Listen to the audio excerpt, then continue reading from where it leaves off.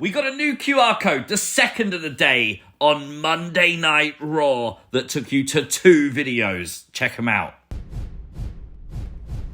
Thank you to everybody who voiced so much concern about me being missing. Honestly, I'm surprised everyone was so worried. I was completely fine and never in any danger. I'm just thankful he set me free.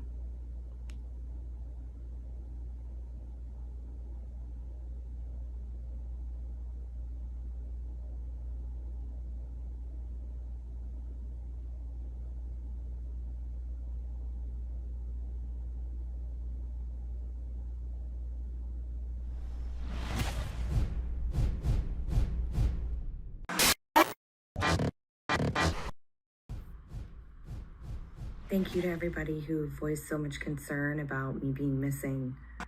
Honestly, I'm surprised everyone was so worried.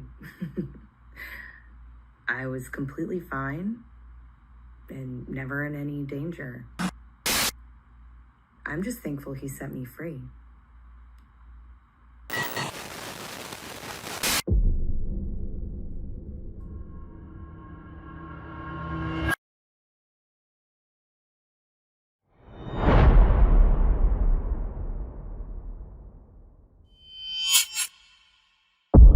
First question has got to be, who the hell is this? Like, there's a little bit of blonde hair, what looks to be blonde hair at the very front here. Obviously, the contrast of the pictures completely been changed, so it's really hard to see. This person also appears in the mirror just for a split second as well. Obviously, he was watching that mirror a lot during the Twitch stream. If you don't know, this is the therapist room. And what happened to the therapist? She's saying she's fine, yet look at her. She's clearly not. The video didn't stop or pause. She just stopped. It's absolutely bizarre and creepy, right? When you zoom into her eyes as well, you can see a reflection, what seems to be the same picture we saw reflecting in the window the other night. So we're pretty sure that was the therapist. But is there also a figure in those glasses? A few people are saying they can see one eye. I'm not sold on that, but I wouldn't rule it out.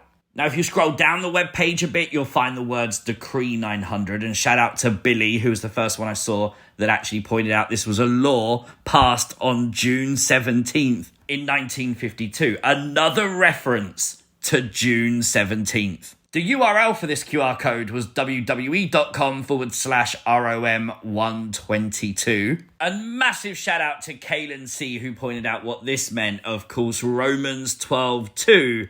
It is, and do you not be conformed to this world, but be transformed by the renewing of your mind. Is that what happened to the therapist? Shout out to Crimson, who makes his things you might have missed to return, as he found in the source code. One Wheezy B, obviously a reference to Twitch streamer Wheezy Blonde. Crimson himself would actually feature in tonight's QR code hidden parts, but I think this is because he's going to those hidden parts after Rob Fee passed on the message that Crimson was the sacrifice that I made for the Fireflies to appease Uncle Howdy. Sorry, Crimson. But it's now time for everyone's favourite Things You Might Have Missed segment. You know I take the chances when I get them now. I love it, you love it. It's Puppet Watch! Backstage on Raw, a very definitive picture of Mercy the Buzzard was hanging up. I told you I'd take my chances. Now, on the QR code page, you got a thing called Ring Ring, and what seems to be like a Ring doorbell thing when you can actually watch someone's doorbell, maybe. A screenshot of it, at least. Very interesting. The actual name of this image was D. Seaside Sparrow, which is the dusky seaside sparrow, a now extinct bird, but one that thought only 6 actually existed. Now, what I will say, word of wisdom, don't trust Wikipedia. People are editing the page. It's not Uncle Howdy doing it, we don't think, at least. The final big thing is obviously the update to the journal that was updated. At the bottom of the page was another Nightbird thing that would link you to it. But if you take the first letters of each single one of the sentences, you get June 17th in Roman numerals. Come on. Now, I find it really interesting that this was the focus of the video. This is the big thing tonight. Because a lot of people are saying it could be Alexa Bliss with the black veil, obviously a bit of blonde hair coming through. Make a lot of sense. But was Alexa Bliss actually at Raw? As Sheamus walked backstage, This person is there, and it definitely looks like Alexa Bliss. I don't know. You don't get a clear picture, obviously, because you never do with these things. But it ties together because we had a QR code earlier from WWE 2K24 that gave you a locker code to unlock an Amethyst Manager's card of the Nightbird logo. But the feature of this was Remember. The video, we saw it before on TikTok, and the feature of this is the Veiled Bride. Are we meant to remember the Veiled Bride, who in this pulls the veil off? You don't see nothing, but they pull the veil off. Is this what we're meant to remember when Alexa Bliss is first seen, potentially?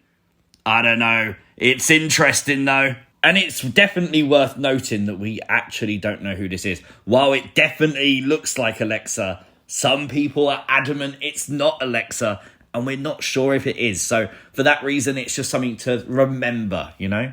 This is things you might have missed from Monday Night Raw. Make sure you hit the like button, and if you are new to the channel, hit the subscribe button too. The main event tonight was a steel cage match, a rematch from Saturday, as Becky Lynch took on Liv Morgan.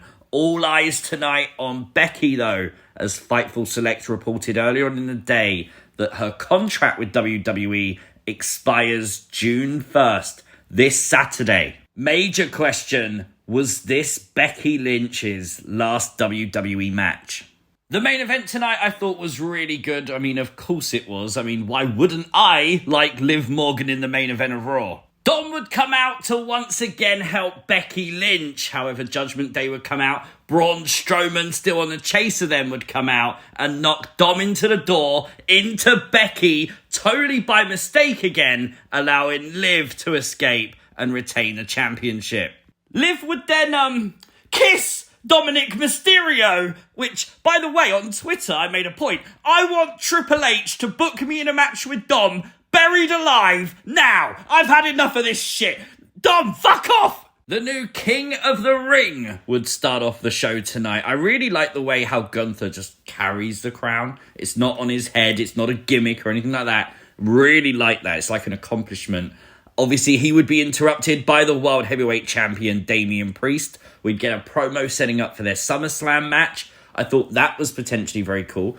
Obviously, though, this may not be the SummerSlam match because at Clash at the Castle, Damian Priest will go up against Drew McIntyre for the title. Drew would then come out. Obviously, that makes a load of sense, right? And obviously, Drew and Damian would have a promo. I like the fact Gunther just left, knowing this isn't his fight yet. That was a really nice little touch. Damian would get under the skin of Drew McIntyre after Drew would argue he'll have a massive home field advantage in Scotland. And yes, the monster, Braun Strowman, would walk out and he was ready for his match with JD McDonough. I love how this whole segment flowed. Genuinely forgot how much I'm entertained by a Braun Strowman match. Really good match tonight. Braun did seemingly have a W on the left arm and an R on the right arm of the wrist tape. Obviously, I'm assuming Wyndham Rotunda, a tribute to Bray Wyatt. And despite JD McDonough really targeting the left knee of Braun Strowman, Finn Balor getting involved, Carlito trying to get involved, it was a thunderous power slam, allowing the monster among men to win the match tonight. Adam Pearce would confirm that Bron Breakker is suspended this week by WWE after his actions last week. Ricochet, though, would have a match tonight against Ilya Dragunov, but the match wouldn't go as planned as Bron Breakker would get involved and just demolish everyone. I love that Bron Breakker's like this out-of-control dude. It really reminds me of very early Brock Lesnar, and I really like that. Rey Mysterio would get some revenge defeating Carlito in their match tonight. After the match, things would look bleak for the Judgment Day until Damian Priest would come out to take care of business. Damian Priest laying out the LWO. While Karrion Kross continues to try and get in the mind of Xavier Woods, spotted in the background is Sonya Deville. Now, is she talking to Zoe Stark there? But she's cooking something, isn't she? Bronson Reed would defeat Otis, obviously coming after what happened at King and Queen of the Ring after a devastating tsunami. Chad Gable would then call an emergency meeting of Alpha Academy, and this was gold. He was going to whip Otis with his belt. He was originally stopped by Maxine Dupree, who Chad Gable would send to the back. and Sami Zayn would come down to stop the lashing from happening. Now, interestingly, Sami once again trying to talk sense to Otis. Otis helped Chad. He didn't help Sami, though. And Otis once again leaving with Chad Gable. They are really building this up, though. When Otis finally turns on Chad, I think there's going to be a giant pop. The Authors of Pain destroyed the Creed brothers tonight. Very short match. Do you know what, though? I'm not surprised. The rumour is the Creed brothers are going to join the Alpha Academy. They're going to join Chad Gable. If that's so, then Creed brothers don't need the win right now, so it kind of makes sense. Genuinely very good Raw tonight. I thoroughly enjoyed it. For me, solid 9 out of 10. Let me know your thoughts in the comment section down below. If you are new to the channel, hit the subscribe button, like the video, turn on notifications. You'll never miss another upload. Share the video, and I'll catch you next time.